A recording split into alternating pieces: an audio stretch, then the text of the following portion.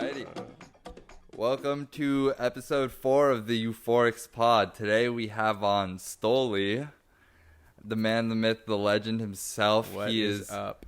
More than just a DJ and producer. He's a label boss and he's an overall talented musician. So it's a pleasure having you on. Happy to be here. Yeah, I've known you for probably at least 10 years. Probably Long 10 time. Years. Yeah. Long time. Now.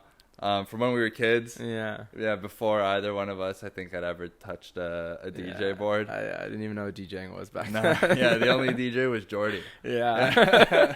That's funny. But, yeah, we've come a long way for sure. You know, we Mhm. went to Santa Barbara together and kind of started talking a little bit more there. And I really got to watch you rise as an artist there. I was definitely where I started my DJing. Yes. I hadn't DJ'd before. Prior to that, I never really? DJ'd. Yeah. Really? So, yeah, you've come a long way since then, dude. Yeah. You're fucking Ripper on the decks now. Thank you. Dude, my first event was a mountain party. Really? Ever. First time DJing in front of people was the mountain party. No way. Yeah. I used to rent my decks out to those dudes. Oh, really? Yeah, to those guys. They would get so ruined, I assume. Yeah, definitely. Dusty and dirty. Definitely, yeah. Those were fun though, those mountain parties. Yeah. I wish there was more of that vibe in LA. It's hard to get people to go and drive far. It is hard. Even in Santa Barbara, I felt like it was pretty hard until there was a lot of hype built around it. Once the hype was built around it, everyone was so down to go to the mountain parties. We would go, we would have pre-games, we would get 20 people together and we would all drive up. But yeah, I feel in Santa Barbara, especially when you're in college, there's a general hype to go out. But then after graduating, everyone's working, everyone's tired, and it's way harder to push people to do weird things. Yeah. Yeah. But those parties had really good vibes to them, and yeah, if someone was able to bring that to LA, that would be sick. Pretty good idea, honestly. I don't know if there's what area you could find that. So Malibu? Me and my brother have this spot in Angeles National Forest. Oh, whoa. Where it's probably a 30-40 minute drive from here. A little bit east, a little bit north, kind of a little bit north of downtown.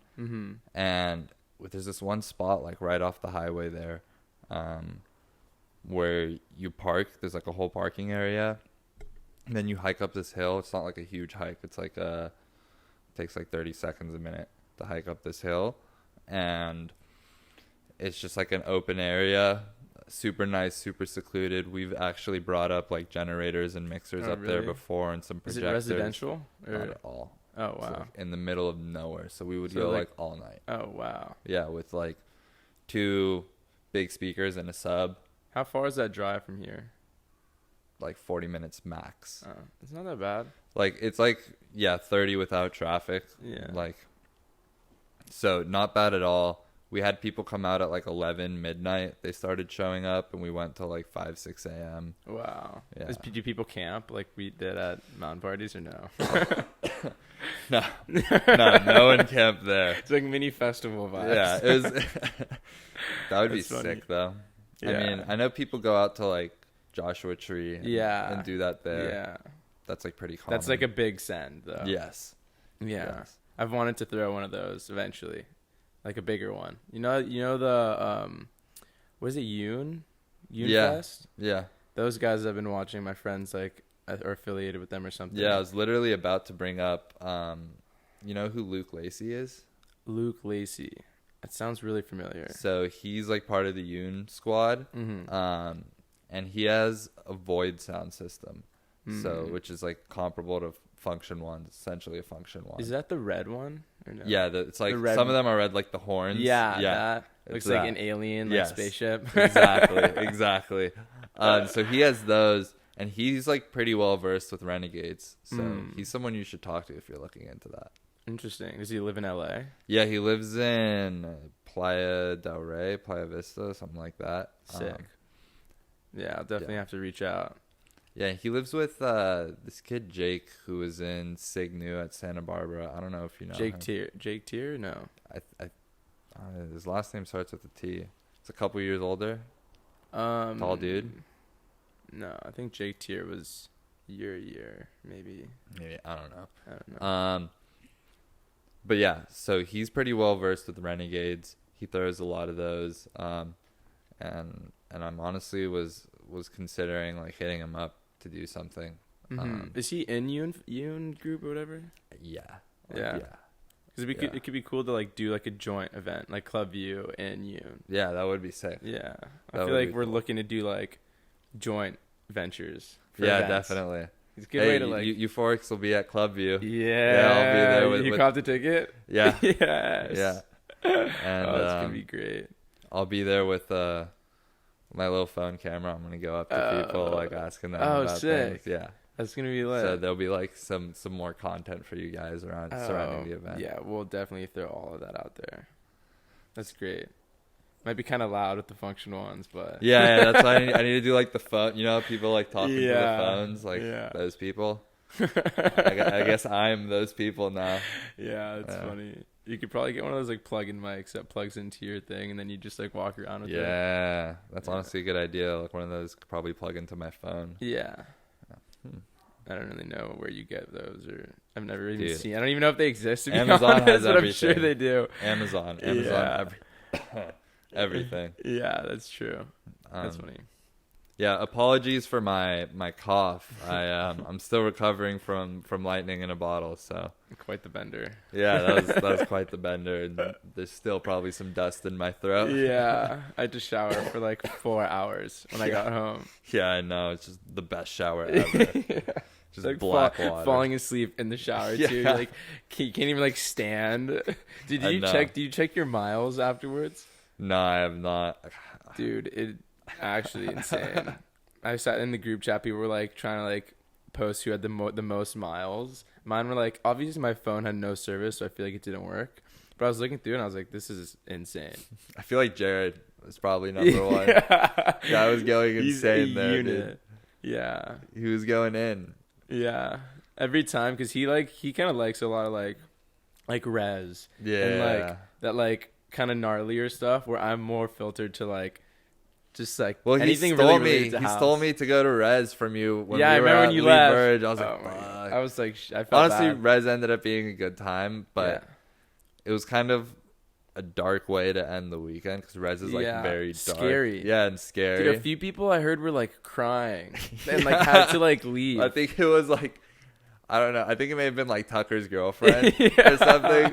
Like Jared just looks at me dying of laughter. I was like, "What's good?" He's like, "Dude, Tucker's girlfriend started crying. They had to go." Yeah. I was like, "Oh no." I can't imagine like, especially like if you're like tripping or anything, and then you like see all those crazy visuals, and you're listening to that style of music. Yeah, it's like nightmare. yeah. It can be nightmare fuel. Yeah, for it's sure. so funny because Lee Bridge, where you left from, is like so uplifting, like literally euphoric. Yeah, like, literally it's so euphoric. beautiful. It's like summertime, like beach Tulum vibes, and then you're just like walking into like scary. Yeah, I know. I was scariness. like so chill.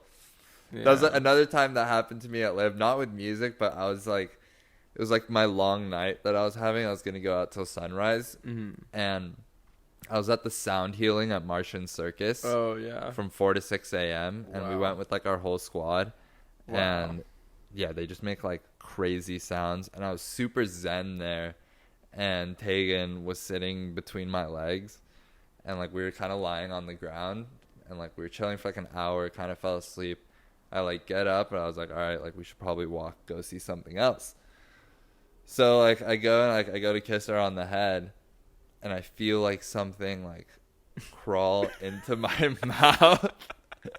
Yeah, crawl into my mouth. No. Yes. And I'm just like in the middle of this sound healing. It's like so peaceful. Everyone's like trying to relax. I'm like, I'm just like freaking out, like trying to get it. It was like this beetle, dude. It was a beetle, yeah. And I was like completely killed like the entire hour of sound healing. I like totally see that happening at Live too. Yeah. You're really one with nature. You are. You become. Oh my god, that's so nature. Funny, dude. The Martian Circus is like so trippy. Yes. I was talking to somebody. I don't remember who it was. They were there like one of the nights till like 3 or 4 a.m. I think it was Kobe. and they were just like really geeking out, like all the people on stage, and they were handing out yarn and like throwing it to people and like wrapping it around people, and they were like, we're all connected. Jesus. And like just getting really weird. And I was like, I don't know about this. So their whole like concept is like, well, one, they have their 5D clothing. I don't know if you ever tried like the glass, putting on their like, you put on like 3D glasses and look at their clothing. Mm-hmm. And the clothing like pops out. That's why everything there is neon. Does that happen with like neon like 5D It's like glasses? It's like a special type of glasses for the type of paint they use. Whoa. So like if you go to the Martian Circus with those glasses on, which you can get them there, they cost like it's $5 or an Instagram follow. If you follow them on Instagram, they give you a pair. Interesting. Everything becomes like 3D and crazy trippy. What? Like crazy. Can't believe I didn't know about that. Next year I'm gonna have to do that. But that's why it's all like neon like that. Yeah. And then so that's like their whole like boutique. It's called like 5D Couture or something. Mm-hmm. And then they have like the whole music aspect of it, which is they have like their own band and stuff. Yeah, right? It's like a band. It's essentially like almost like a house music type band. They also play like other genres as well. Yeah. But a lot of them had like live instruments. I went like a couple times, and there's guys like shredding on the guitar and like a drummer and stuff. Yeah, they're essentially a live band. And then when I was there, they did like kind of like a freeform thing where they got a bunch of people to come play. So they had the dude with the giant sitar. What was his name? Evan Hatfield, legend. Yes. So he was playing with them. Giant sitar, like the huge beard dude. Mm-hmm. And then they had this dude who was playing, you know what a didgeridoo is, right? Mm-hmm. Yeah. So he was playing a didgeridoo like sax, super low, but it was a sax didgeridoo. So it was like wrapped kind of like upwards. Was it made of metal or like dude, it was like because I think they're like made out of like what's that, bamboo or something? I want to pull it up here. That's wild. That sounds like the craziest instrument I've like ever even heard of. If I look up like didgeridoo sax, it was like kind of like this, but it was like blue. Let me pull up. Whoa! Oh, right there. Do you see that blue one? Yes, that's what it was. What? It's like made out of like plastic or something. Jeez. Yeah, so this dude was playing this, and I'd never seen it before. Wow, that is so weird. Yeah, a saxo didge. What the fuck? He's ripping the saxo didge.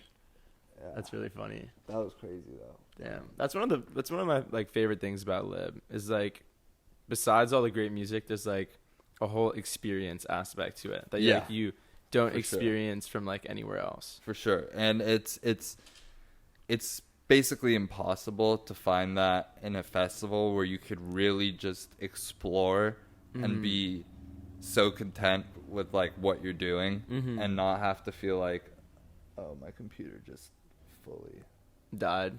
Yeah. Oh. Like, it just didn't want to work anymore. I was like, I know I have battery, but I think it's being put to the test right now for sure. It doesn't want me. There we go. There we go. It's being stubborn. Yeah.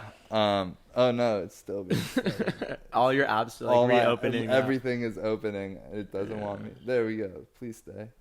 Your word is like jumping around, just dancing. I need to handle Word this. Microsoft Teams.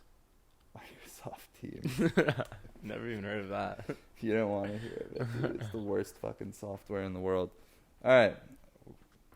We're good. We were talking about Libs. Yeah, like the whole experience. Yeah. It's just so unique and so special. So that was my fourth lightning in a bottle. That was your third, right? Yeah. And every year I go back, I find new artists. I find new art other than what I'm watching. Like go to the Jive Joint, listen to comedy. So cool. Like so funny. So cool. Yeah. And those dudes also have their own show in LA. Oh, really? Yes.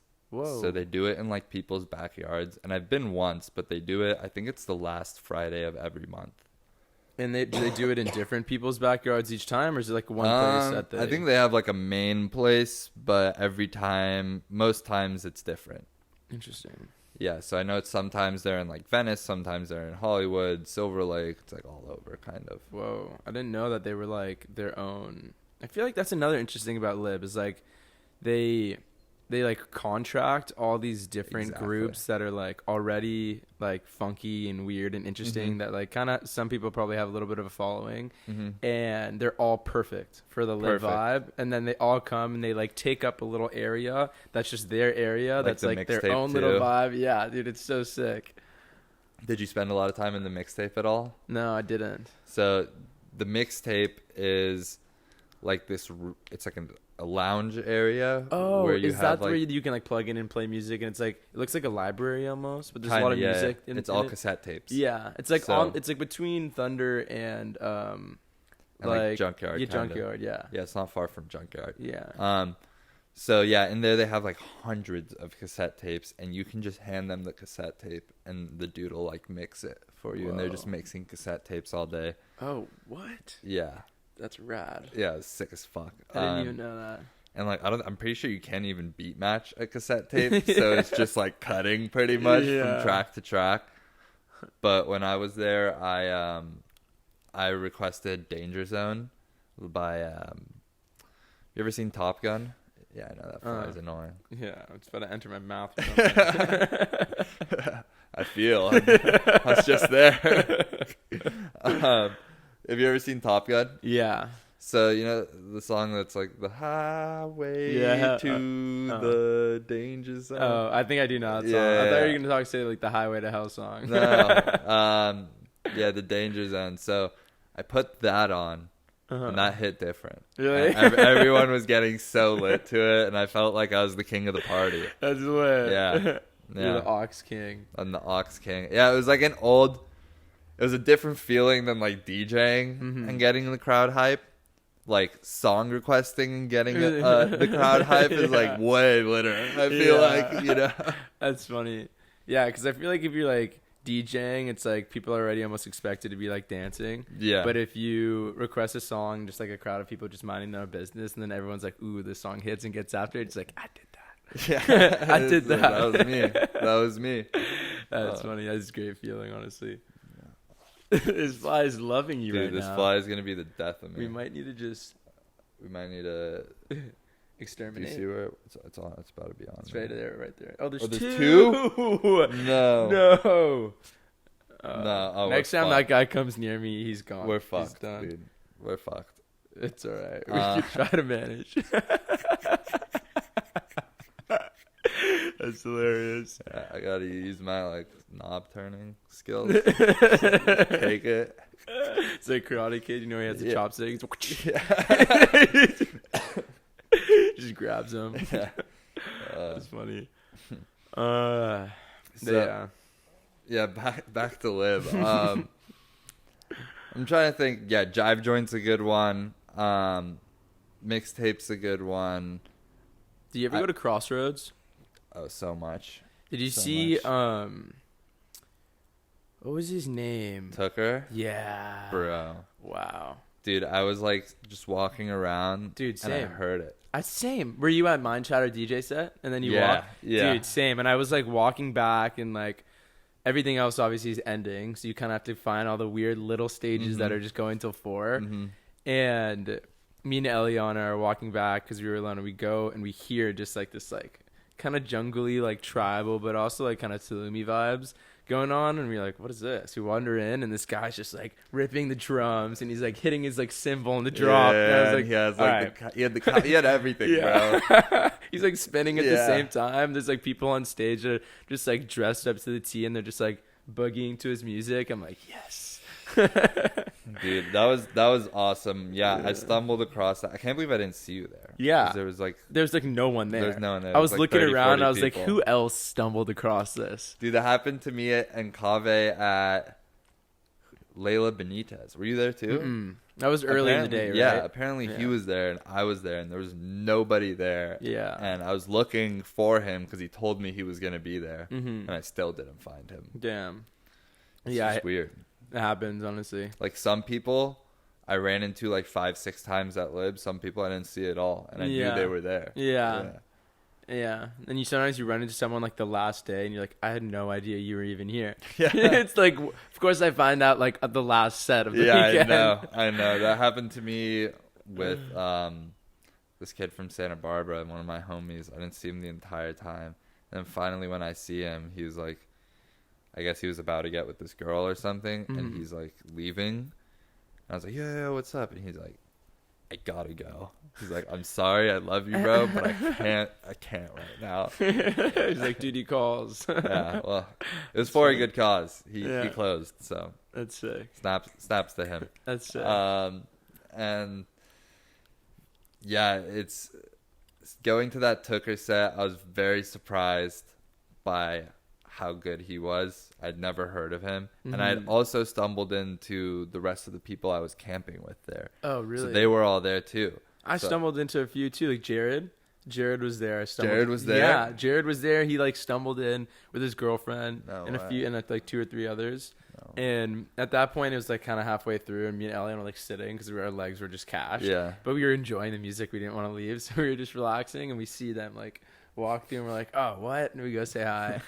And then like a few minutes, like 20 minutes later, we left, which is probably why you didn't see him, because he was there for like a short period of time. Yeah, I honestly got there for like, I feel like the second half. Only maybe like the last half hour or so. Okay, yeah, I probably wasn't there then at that point. Yeah, makes sense. Yeah. But dude, he crushed. He's like so small right now. I think he's gonna blow up though. Like, yeah, when I saw you at his set at Woogie, you said he has like 4,000 followers. Yeah, he has 4,000 followers.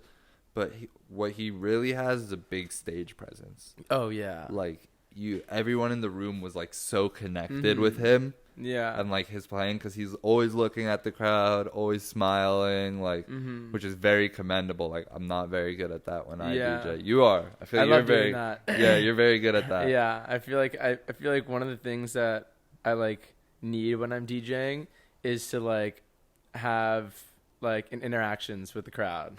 Yeah, so I always get too carried away with like trying to get super intricate with transitions.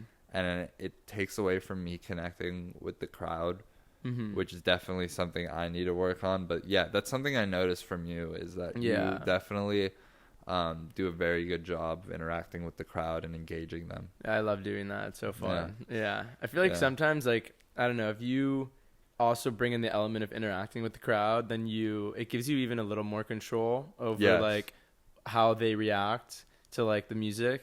Because like when they're watching you, they can connect to the music in a similar way through the way you're connecting to the music. So like if you're dancing and then like maybe building up to a drop, they'll like see you doing it and then kind of like feel that it's like, oh, there's a suspense moment right now and it's about to drop. And then when it drops, they're like prepared almost. And it kind of helps in that sense. And I've noticed that. So like I get really into it. I think like that's probably one of the big reasons Fisher is as big as he is. Oh, is because his stage presence, his character, his ability to invoke emotion and, you know, get the crowd going by connecting with 100%. Them physically outside of the music is really what brings a lot of people to Fisher. Yeah, he's so good at that. He's like definitely one of the best. For sure. Mochak, I think, is really good at that too. Mochak is. Did you see that he just released the show at the Shrine? Oh, I did today? see that. Yeah, the Shrine. Wow, I think it was the Shrine. Yeah.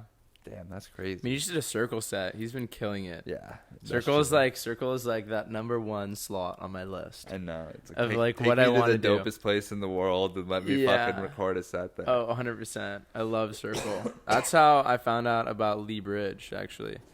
Yeah. Oh, really? Yeah, you know, have you seen his Circle set? I think you were telling me about his Circle set. Yeah, dude, it's crazy. Yeah, I need to listen to that. Eliana showed it to me, and it's like very similar to like the music he was playing, but probably a little more like relaxed, like not as dancey like Tulum Vibes. It was more chilled, and it was spectacular. Sick. Yeah. Sick. Yeah, I got to check that out. That was the other day I was looking at Circle sets, and I was like, fuck, there was one that I needed to watch that someone told me to watch at Lib.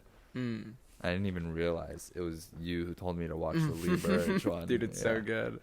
Also, have you seen the Ben Bomer one? I didn't finish that one. That's the one in the balloon, right? Yeah. The air balloons. How the fuck do they do that? I don't know. Did you see him at Boogie?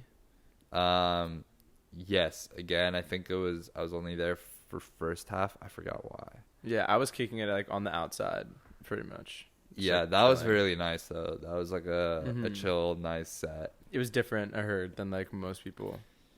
Yeah. It was like, it just seemed pretty chill, laid back, and it was nice. It was nice the different assortment they had at the Woogie this year.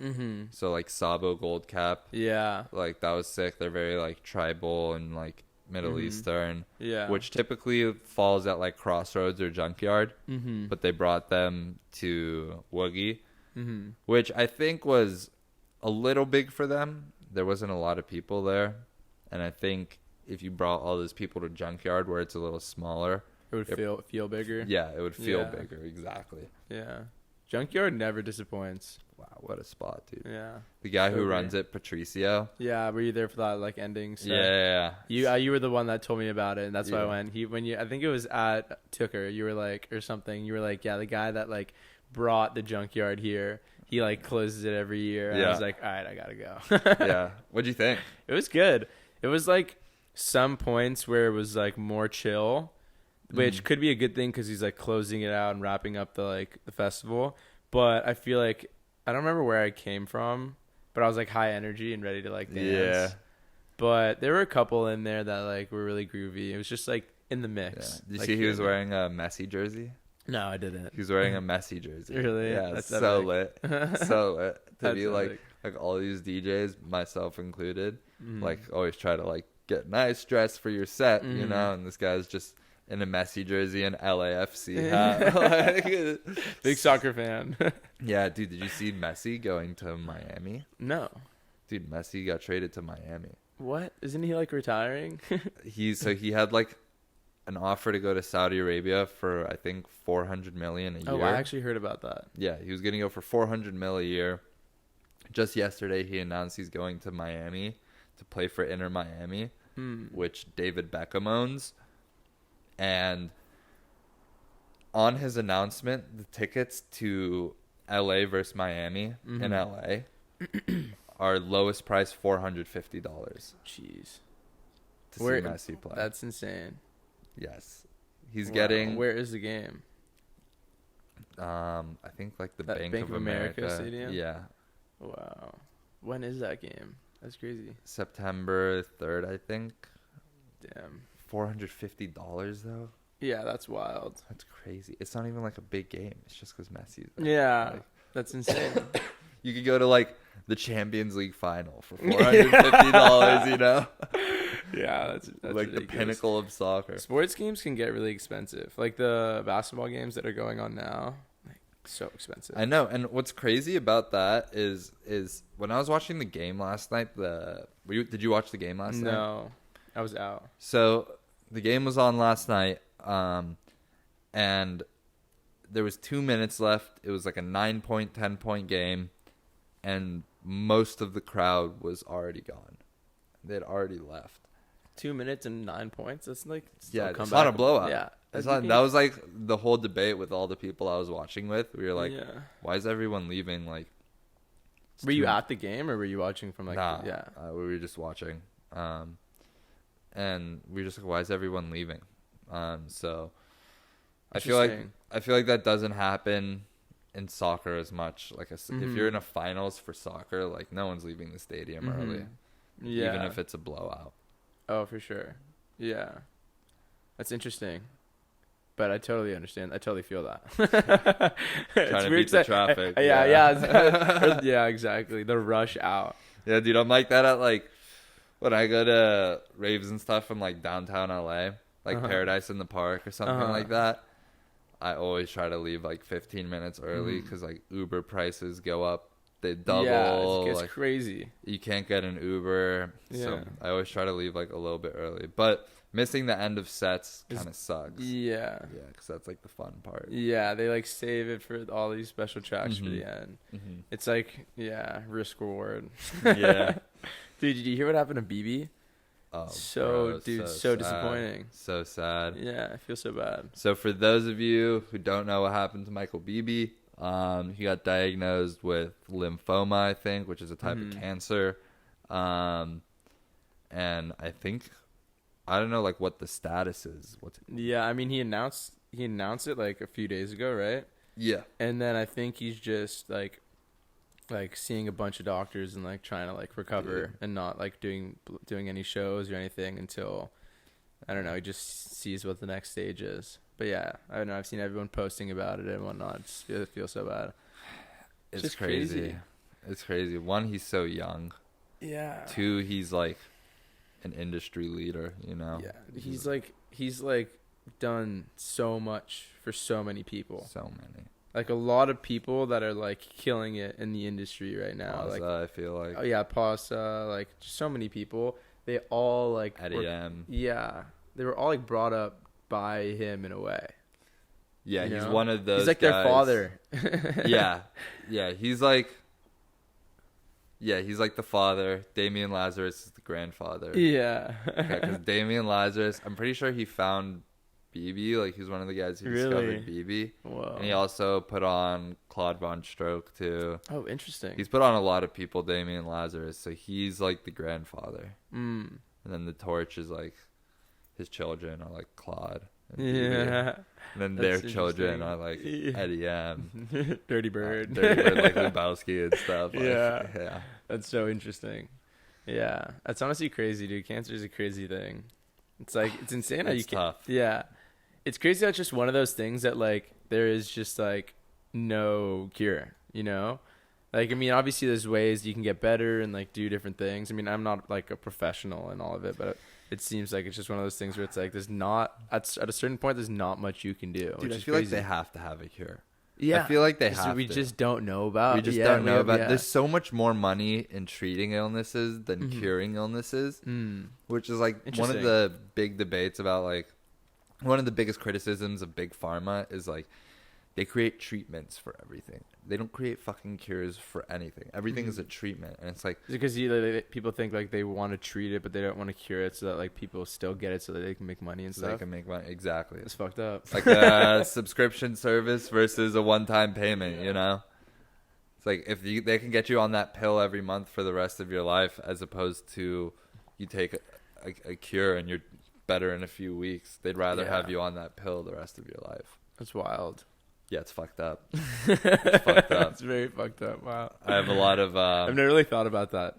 I didn't even really know that was a thing, to be honest. dude, like, yeah, that's kind of why a lot of people think like they'll never find a cure for cancer because of They don't like put enough research and money into it. there's not enough incentive, like financial incentive. Interesting.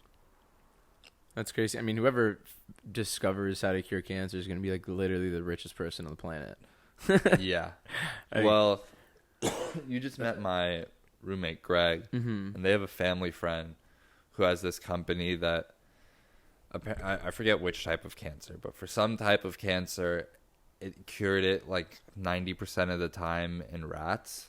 Oh, whoa. So like, and now they're going on to like human trials and trying it on humans. So it's not 100%, but it's like the most effective. And it's like a specific type of cancer? Yeah, I forget off That's the crazy. top of my head. Yeah. Wow. But the company's called Imix. They're based out of LA, and it's like this guy who just like has studied this his whole life, and he's not like a big pharma company, and like apparently big pharma tries to buy him out all the time. Because And, they like, don't want him to exactly. They always try to Wow. buy out all these small companies. That's wild. It is wild, dude. Imagine like you put your whole life's work into something, and it's like The big Someone- man is trying someone to just, like, come- yeah. take you down. but like they put $50 million, $20 million on the plate. It's like so hard to say no, you know? Yeah. It's so You're hard. like, they like set you up pretty much. That's crazy. You're just But like if you think about it, if they're putting down that money, it's most likely because they believe that like you're onto something that is worth more than that amount of money. Oh, 100%. You know? So it's like it is enticing at the moment, but if you just like, you know, take a step back and like think before you like act, then realistically it would not be the call to like Yep. take that deal. Yep. And my Oh, you know Josh Andrews, I think. Yeah. Yeah. So he started a company. Mm-hmm. And they got offered to get bought out by a competitor, and the competitor gave them like a pretty low offer. I mean, it was in the many millions, but still a low offer. Yeah. That's I mean, he's doing really well for himself. Yeah. Is this he created himself, or does he have like partners and stuff? So it's him, his brother, and then his friend, or our friend Sasha. Gotcha. Yeah. So they have like, it's like a preschool administration software. for preschoolers. But yeah, they got an offer and they basically told the dudes to fuck off. Yeah. They're like, give us something we can't say no to, you know? Yeah. If you want us to sell.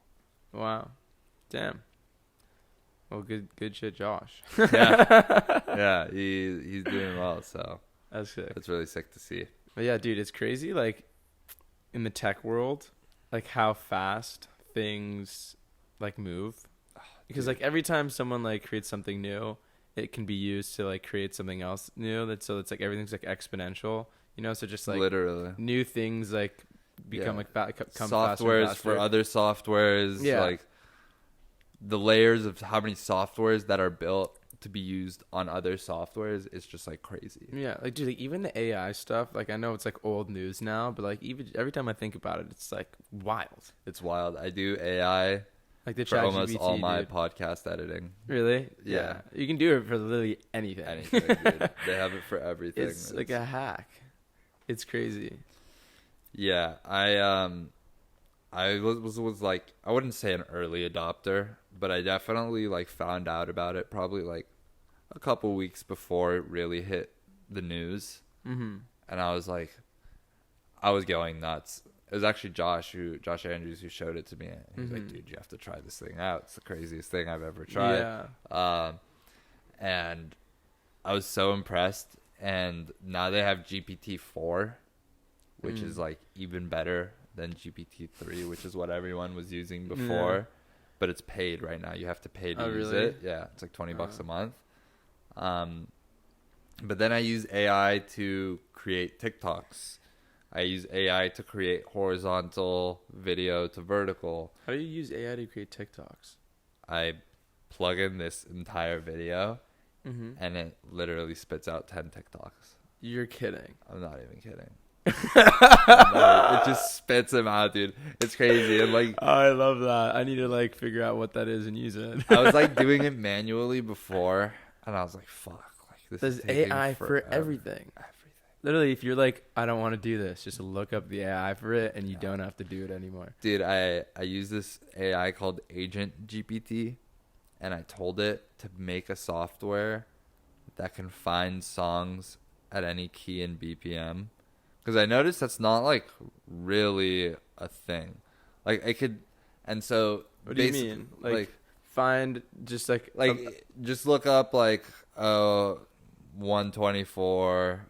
B minor from the 90s or something. And just like find like a list of like 50 songs, random songs. Yeah. Interesting. So like there's Agent GPT is a pretty cool one. There's this one Agent. Interesting. Yeah. There's this app that is actually great for like producers and stuff, or just for like sampling. But it's called samplet.io or something. Sample it. Yeah, Kave showed it to me. It's basically like, I think it's integrated with YouTube, but he told me about it. Yeah, it's crazy. I think so. You could even like, I'll show it to you later, but basically you can put in different filters, like you were saying, like 125 BPM, like B minor, like vocality, like 0 to 100, how like wordy it is. Like that's cool. I think like time, like what years range it so was essentially released. What I made Agent GPT what you made it do, and then you just click shuffle and it'll load a YouTube like video that's only a song, like only music, and you can do like genres and everything, and it'll just like be the most random thing with like 15 views that no one's ever heard or seen. That's like actually like some of it is really whack because it's like, you know, you're bound to get weird stuff. But anything you could chop too. Like. Yeah, but there's some things that have crazy vocals and like stuff that just is super old that is hard to find. But YouTube is like a gold mine. Like you can find anything on there. and it's honestly a super powerful tool. It kind of reminded me of exactly what you were talking about. Yeah, I need to use that more because usually samples I use, I'll like hear in another song. And I'll be like, Yeah. oh, I want to The use song that just came out that we did, the like Spanish one, Yeah. the sample's from there. Oh, really? Yeah, it came on and we literally clicked it. Me and Colby were like sitting together, like, what should we work on? Like, let's use sample and like see if we can find something cool. We were like clicking through, and then it came on. We're like, we looked at each other like, banger. Like, we need to use this. So, do you also try to like build your drum patterns by layering like instrument samples? Because I know Kave was telling me like he really likes to sample other drums as opposed to using like MIDI drums and drum racks. You mean like download other songs and sample pieces? No, just like using like loops. Using loops essentially to like a snare loop or a hi-hat loop, as opposed to like building it with like a MIDI, like a bunch of individual pieces. Yeah, I prefer like the root groove of a song.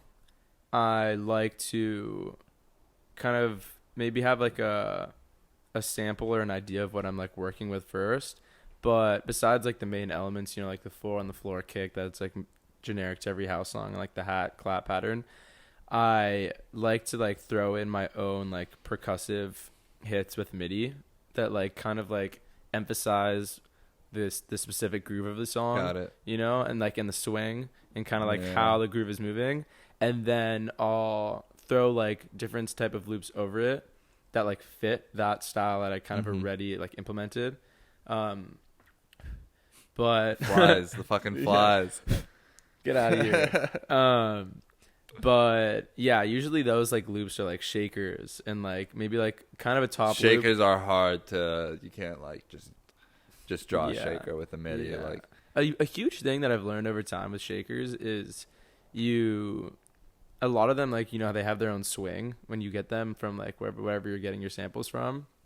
And a lot of the time when you like layer that over your track and listen to see if it fits, the swing is just really off or like a little bit off to the point where it doesn't sound like perfect. And so maybe you'll go to the next one.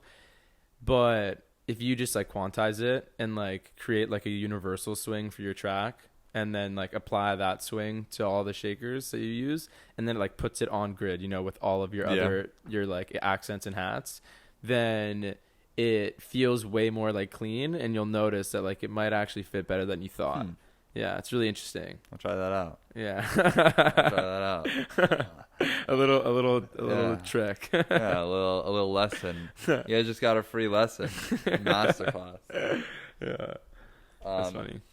Yeah, I'm not a very technical producer, I'd say, honestly. Like, getting a good mix together when you have a lot of elements has been kind of hard for me. It's like, you know, the more elements, the harder it is to mix them together. Oh yeah, for sure.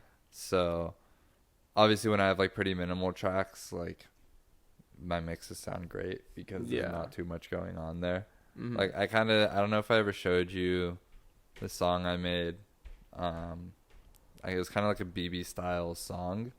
I think you may have, actually. Have you made like a bunch in that style or no? Because if not, then I haven't made a bunch. So then I think I may have heard that one. I don't really remember too much about how it like went. Yeah, I could show you after, but that one I honestly don't have too many elements. I think I have like 9 or 10 tracks in there, and that's it. Like, pretty simple. And that one, like, I mean, the mix sounds great. Like even pre-master, it sounds 100%. Great. I feel like once it gets too crowded, like if you crowd a track too much, there's just like realistically nothing you can do even in the mixing mastering stage. It's like it's just gonna sound like just so much going on and taking up the headroom of everything. Yeah. Have you tried like the AI mastering tools, like Ozone and stuff? No, like online AIs, like websites. Oh no, I don't know if I haven't used Ozone, so it's probably similar to Ozone. Ozone's like, I mean, they say they are, and they're a pretty big company, so I wouldn't doubt it. But apparently, they're like the leading like AI mastering tool for like the music industry right now, just because they've been doing it, I think, the longest. And how does theirs work? You just shove it in, it just spits it out, or so they've been doing it for a long time now, And like with AI, you know, like the more data you have, the better it like performs. Obviously, if you can like program it better too, that makes it perform better too. But theirs is like a plugin basically that it'll like analyze your track, like your master, you'll put on the master file, and you can go onto it and select a few tracks that you think are similar to your song. Got it. That like you really like the master, and it'll analyze those songs and apply a similar master like processing to your song. So yeah, that's what this website does. Yeah. Yes. Do you use that? Ozone? Yeah. Not recently. I used to before. Do you pay like for masters? No, I do it myself. But like, really? yeah, before knowing and like taking like a few like classes and kind of just figuring out the whole like spiel about mixing and mastering, I would use Ozone. But after like, I kind of realized that I wanted to like figure out how to do it myself and know what was going on, so I can actually like fine tune and tweak stuff to like how I want it to sound better. And I stopped using Ozone and try to like do it all myself, because I feel like if I use Ozone, it's like it would cheat myself almost. Yeah. You know? No, I feel that. 100%. Yeah. But I mean, it's still a great tool with like different elements in Ozone. There's a lot you can do with it. There's like a bunch of things to help like widen a lot of elements in the mix and a bunch of stuff like that. But I feel like if you're using the mastering tool itself, it pretty much just like does everything for you. Like it just does the whole mastering process. Which doesn't give you a lot of control over it. Like, exactly. I was working with this dude who was mixing one of my tracks. He wasn't mastering it, but he was mixing one of my tracks, and he was like, he would always just ask me like, you know, do you like this? Do you like this? You know, does it sound better like this? Does it sound better like this? And it was like a whole process, which I really liked. But I also put my, like, if I'm working on a track and I don't have a lot of time, and maybe I'm spinning somewhere and I want to play that track, I'll spit it into an AI, and then like I'll just use that on my USB, just to have like some level of mastering on it. Yeah, that's like, see, like a quick thing like that is always a good idea, I feel like. Yeah, because it also probably bump up like the volume, so that it's like a little level match to like all of your other tracks. Yep. And then it'll like also make sure that it's not like harsh and like just mixed not poorly. Harsh, making sure everything comes through clearly. Yeah, exactly. Yeah, it's crazy. Mixing and mastering is like a whole different world to just like creating music and like being like a music producer. For sure. So wild. It is. I mean, it's much more similar to like audio engineering than 100%. Than like actually music making itself. It's like very theoretical. You're understanding like how when you input an electronic wave into like a compressor or an EQ, like what is actually happening, what you need to do, like being able to look at like your EQ and understand like at what frequency what instruments playing, things like that. Yeah, it's crazy. There's like there's so much knowledge out there that it's like damn near impossible to like really just know it all. Yeah. So it's like you can only like, obviously with like time you gain more experience and get better and better, but like it'll never really be perfect. Like perfect doesn't technically exist. Yeah, no. So it's like really just like, I don't know, it's all opinionated, I guess. It's all opinionated. It's all understanding not just the genre you're making, but music in general. Because you have to be able to kind of apply just general music knowledge of like what sounds good and what doesn't. Yeah. It's interesting because like obviously the main thing behind it is like preference, just in all music and everything, and like there definitely is the difference between like a more clear mix and like a more like, you know, like just distorted and like crowded mix. You can hear it. Well, once you start producing, you could really hear it like in the tracks you listen to. Like, oh yeah, if you listen through from like the history of my music, just like from the beginning to the end, it's like I can't even listen to the ones I made. It's so bad, dude. I feel that. Yeah, it's just like that. I mean, obviously I didn't know back then, but like knowing now, it's like obviously I'm never gonna use any of those projects, but I just want to dive into them just to fix them, just so I can like what would this have sounded like if I knew what I was doing. God. It's so funny. I always think about that. Or sometimes I'll have like really good ideas for songs that I was like making when I first started producing, and I'll like pull it up and be like, damn, like that has a lot of potential. It's just made like a 4-year-old made it, you know? Yeah. It's so interesting. Yeah, mixing is like a whole nother world. Another thing about producing, like I guess like just the creating process before going to the mixing stage, that I've found is like unbelievably important and is kind of like slept on just by a good amount of people, is how important sample selection is. Like when you're creating your song and you like know what you want to do, you have like some ideas down, finding the right like kick drum and like hi-hat and clap and like the main elements that fit your song is like more important than like the mixing process. Yeah, making sure they're in key, making sure like it matches your root note, etc. Like all of those things are so important. So important. So and people really don't like. I was listening to a song yesterday, and there was like a drop and a hi-hat came in, and I instantly, or no, it was a snare, and I instantly knew that that snare was out of key. It was just like so blaring in my ears. And I was it just like sounds like it doesn't fit, you know? It's like sounds like it's like the song is over here, but the element is like over here and it wants to be over there with everything else. Yeah, I genuinely wonder if like normal people would hear it. Yeah, I know. I guess that's like the big question.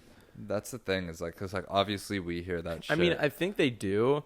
They might just hear like, I mean, because it just like there's an it contributes to the overall like vibe of the song. Exactly. And I think it just they don't know that's what's making the song have this weird like sort of like feeling, I guess, because you know every song is kind of just gives you a feeling while you're listening to it, and I feel like they might not know what it is, but it's probably because of that, you know? Yeah, where they're just like, oh, I don't really like this song, where it's like, if a couple elements were changed, you would love this song. Yeah, exactly. It's super interesting. But yeah, that's a huge part, I feel like, of mixing. Like, well, I've been helping some people with like mixing and mastering songs recently, and a lot of the time, like, one of the main problems will be sample selection, and when I'm like working on it, I'll just try to like find a very similar vibe to what it seems like they're definitely going for, but just a sample that's better quality that'll like actually like hit harder. I have an issue with. I'm honestly not great at sample selection. Like, I feel like it's something that your ear gets trained to over time too. It's not just something that like you the bass just once is hard for me. Yeah, that's low ends are hard for me. That is definitely learned with time. That is bass is like one of the hardest elements in a tech house, anything house related track. For sure. Just in my opinion, I guess. I 100% agree. Like, high end is all pretty easy. It's all like on beat. You don't have like most of the automation surrounding that is just like automating like intensity or release or something like that. Yeah. I feel like with low ends, it's like it has to sound fucking perfect for it to sound good on loudspeakers. Yeah. And for it to sound good on your car and your phone, like getting the low end to translate from like the studio to other devices, other speakers is the hardest for me. For sure. That's definitely the biggest thing. It's like being able to understand how that low end is going to translate when played on like a big sub. Yeah. And it's so hard to do that when you're creating the song, because like when you're listening to high end, you know, you're listening to your drum groove and everything. It's going to sound pretty similar in your like speakers based on what you're like, what speakers you're using or your headphones. It's going to translate pretty well to like in a club environment. But if you're like listening to the low end and, you know, like the low end, all those subwoofers have like huge cones to kind of like portray a more accurate sub sound, and these little like headphones in your ears like can't do that. So it's so difficult. You kind of have to over time like listen to how your like, what I do is basically with my headphones that I've had for a long time, I'll learn kind of how the sound that I'm listening to in my headphone will translate to like when I play a song and test it out like live. And I could see like I kind of learn the relationship between my headphones in particular and to like a low and like sub environment, and it definitely helps a lot. Yeah, that's interesting. I should try that. Yeah. I should try that. You kind of like gain like a muscle memory type thing. You like train your ears with your own headphones. Yeah. I want to kind of add a sub in my car. Just so I could have somewhere to like really test out like my tracks. I have a sub in my studio particularly to test out low end because it's so important. It's you have like a 8-inch or something? Yeah, it's like it's one of those like box, like I forgot the name of it.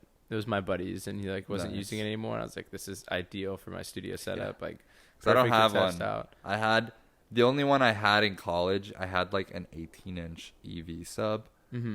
That I would use for parties, and then I would use it to produce under my desk.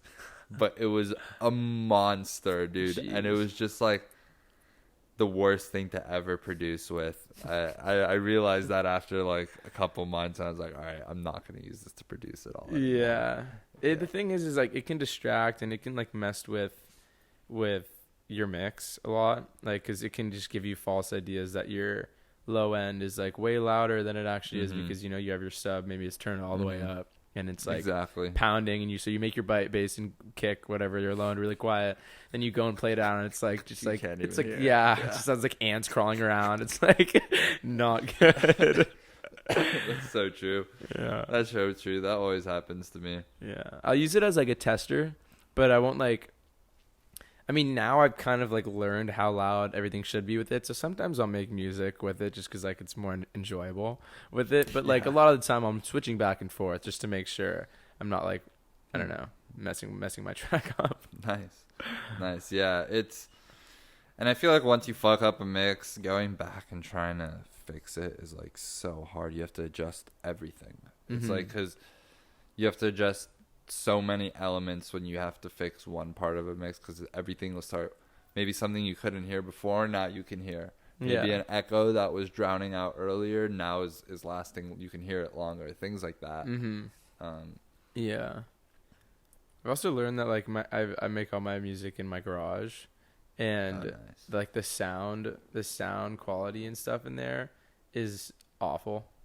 Like everything ricochets off the walls. There's like these cabinets all around that like vibrate, especially when I turn on my sub. And like I've learned that I mostly try to use my headphones, especially when mixing a song and like really trying to hear specific things. But like not having a like soundproofed environment, there's like, it feels like there's a constant reverb just like blending all of my stuff in my track together. I know. And it's like difficult. If there's anything really specific that like you don't hear, or like that you would hear in headphones, I would not be able to hear in my garage. Oh, for sure. It's like definitely needs to be something I fix. Yeah, that was like, honestly, my place here is not bad. My room here is not bad. In college, it was miserable. In college, my place is just like, it was all wood. The echo is just horrible. Like, but luckily not in college anymore. The goal is one day to get my own studio though. 100%. Sure. Like in my house, get an extra bedroom, fucking put up the foam shit on the walls. Get some good soundproofing. Yeah. It's crazy how like effective headphones can be though, you know? Yeah. Like I feel like obviously after you have headphones for a little while and you kind of understand how the low end translates, then like after that point, like you can pretty much get everything done with headphones. I pretty much do mostly everything with my headphones. It's the most reliable. Yeah. It's also, I guess because, you don't have to worry about reverb or echo in your room or anything. It feels like the most accurate representation of what my song is going to sound like, because I just like, I can hear more clearly everything. Yeah. Well, it's interesting like how reverb has evolved into like techno, for example. Like because kick drums and because techno was originally played in warehouses, the way we hear techno tracks right now is not what they used to sound like. It's what they used to sound like when they were played in warehouses. Yeah. Like with like large reverb on the kick drums, like boom, boom, it's like boom. Echoing down a hall, and like things are like almost playing at the same time because it's like ricocheting off the walls. Like the delayed kicks and stuff like that. Yeah. So there's definitely, I feel like the setting definitely impacts music over time, especially as it goes from like to more electronic music. Like the electronic music has to mimic how it sounds when you hear it live. Mm-hmm. You know, and that's something that producers are always striving to do is add like the human element. Yeah, that's what I've actually been like trying to work on more, is because most of my stuff that I've released before, not the one that I released with Kaveh, because I made that a while ago, but the Yes You track that I made with the Sasha Mosh guys, it's like kind of like more like live world music like remix or whatever. I feel like with that song and like future songs, I really want to take more live percussive elements and like live natural sounds and just instruments and everything live, and kind of like filter that within like, you know, the ordinary like production stuff that I have. I love doing that. Yeah. I always try to incorporate as many like not just organic instruments but live instruments. Even like I've been making a track before, and instead of like a muted cowbell, I'll like click a fucking pen on my desk or something and record it. Like, and or even with like synth patterns, like sometimes playing them out like can be really nice. And then just jamming, like jamming's a big part of my process, where like I'll fucking record just like a jam session for a while, and I'll just take parts of each like element that I'm jamming with. What I have done in the past and still do and like love to do is make like a lot of live like sounds and stuff myself, you know, like play like obviously like MIDI for like bass lines, like I always do that. And I mean, sometimes I'll write it out when I have like a specific idea, but playing that live always gives like a specific groove and feel, and it kind of like imprints your sound more on your music in a way. And obviously like random like synth patterns and synth lines and different like things like that. The thing that I don't do is taking like samples or live African like bongo toms and like crazy rhythmic stuff that I really want to start using in like especially my percussion, because I feel like it makes it more unique. You can, I don't know if you've ever used beat repeat, the effect, and is it an Ableton like stock effect? Yeah, it is. I know I get shot on for that, but it is an Ableton stock effect. I use a bunch of Ableton stock stuff. And I fucking love that for bongos and stuff, because it gives you can set the variance on your patterns. Is it a sound or like a drum machine type drum rack thing? It's like a drum machine type thing. Do you filter honestly? I can't even remember if it's a MIDI or an audio effect off the top of my head. I think I think it might be a MIDI effect. Off the top of my head, I don't remember. I haven't used it in a little, but I use it on bongos primarily. Yeah, and I'll throw it on like, I'll stack like 3 or 4 bongo hits in a rack, and then I'll just like have them play out, throw the beat repeat on there, and it usually just like shuffles it and like doubles it up like in spots where I wouldn't have thought to do that. Interesting. It's almost like does it like randomize? It's like kind of like an arpeggiator. You can set how random you want it to be. You can set if it just fully repeats or if you want it randomized. That's cool. I love like, I don't have what's it called? I'm like having one of those brain farts. The section of Ableton where you like create your own like almost plugins.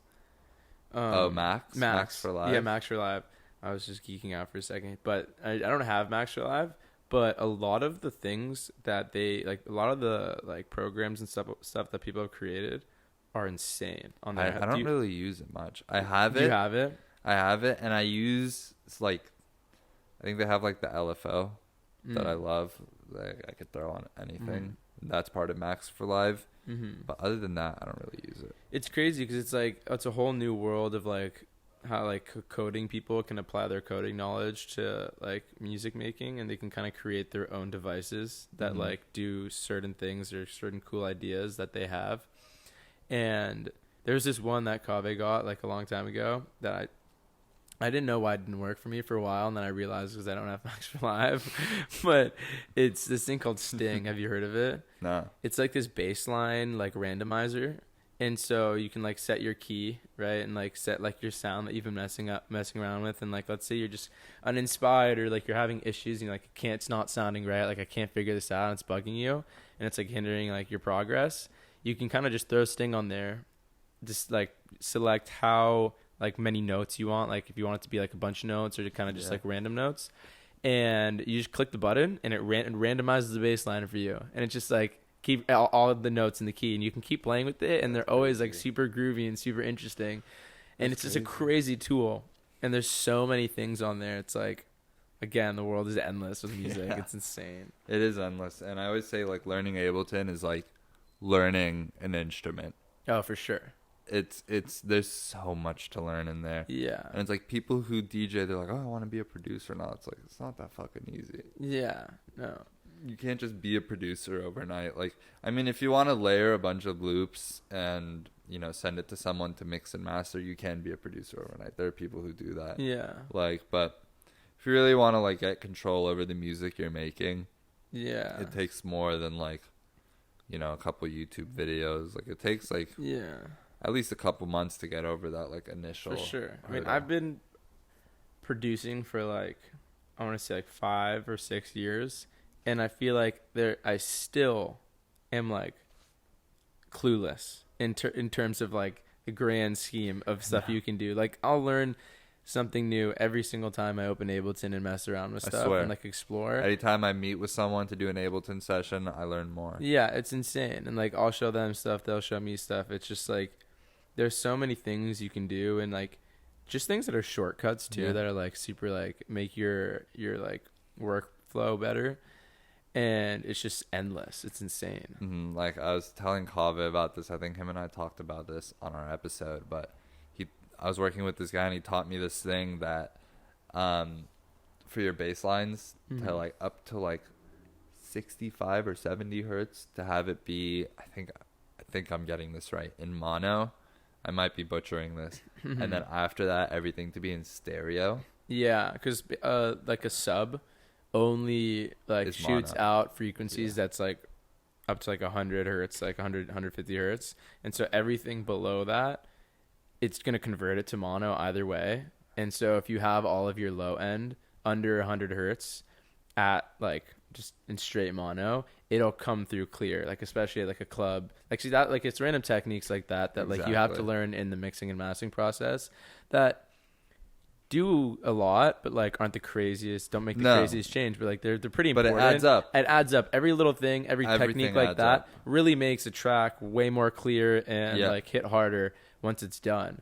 But yeah, that's a really huge technique that I do on like everything because it helps translate. Yeah, I started doing that, and I think he was using the utility to do it or something like that. I can't remember what he used to do it. The utility, if you go, there's like a mono button. But then there's also a bass mono button, and then you can kind of select the frequency. Yes, and that's what he was doing. I'll kick that up to like 150 to 200 hertz, and then it goes all the way to 500, and I'll like kind of push it up based on like what sounds best, like how much stereo you want in your bass, anyways. Like if you use Serum, a lot of the basses that people make in there are very stereo. It kind of just sounds better in your headphones too when you're playing with it. But let's say like your song already has a really strong stereo image, you know, your vocals really stereo and like some of your synth work is very stereo. If your bass high end is also really stereo, it just like gets crowded. It doesn't need it. So I'll just always play with that, like kind of in my mixing process to see what sounds best. Dude, unfortunately, this podcast is stereo. I need to figure that out. I need to convert all these audio tracks to mono because it'll be like if you listen to this in like AirPods. Like, are you on the left and you're on the right? Yes. Dude, you could just run the whole both. Is it 2 separate audio? It's just running through that, but it comes in as one's a left channel, one's a right channel. Yes. You can just put on the master. If you throw the audio into Ableton, you can just throw a utility on and just set it to mono. Yeah, and it'll convert it all to mono. Okay. Yeah. Sweet. Well, I think on that note, we'll call this a wrap so I can go do that. Yeah. Oh well, I'm happy to be here. Yeah, dude. Did you enjoy? Yeah, it was fun. Hell yeah, It dude. just feels like I'm having just a conversation Exactly. as usual. That's what I want. And like, I think you were texting me. You're like, "Yo, when are we doing the interview?" And I was like, "Dude, not an interview. Like, we're just coming to chat. Like, have a good time. Like, eventually." It doesn't feel like an interview at all. I honestly wasn't even sure what it was technically. I mean, I checked out Kave's one and it was great. I loved it. Really? Yeah, and it didn't look like an interview at all, but like the setup kind of feels like an interview, and it was sick. So I was like, "Yeah, what?" At Lib, what's his name? Fuck, I can't. I'm blanking on his name. He's a really good guy. I really was he liked him. staying at our place or no? Yeah, he was. He went with Sam. He came with Sam. I think. Cooper? Yes. I Uh-huh. think, yes. So he was like, "Yeah, oh, you're the guy with the podcast, right?" When I came to the camera, I was like, "Whoa, that's the first time anyone's ever said you're the guy with the podcast." That's sick. And I was like, "You like it?" He's like, "Yeah, dude. I thought it flowed really well. It was super casual, and that's what I want. This has definitely been the most technical one I've had so far." This one that we just had? Yeah. Well, yeah, I mean, I tend to like I really love that shit. Yeah, me too. It's just It's one hard. of the, I don't know. I It's tend hard to not to. once it comes up in conversation, I feel like I could just talk about it for hours. Yeah, I feel that. Definitely I feel one that. of my disadvantages. So I'm trying to appeal to like the mass public and like Yeah, a I know. podcast like the this. house music domers who just want to party and you're like, I have a bunch of friends that like obviously are just like super into producing and stuff, and they love this stuff. yeah. Yeah.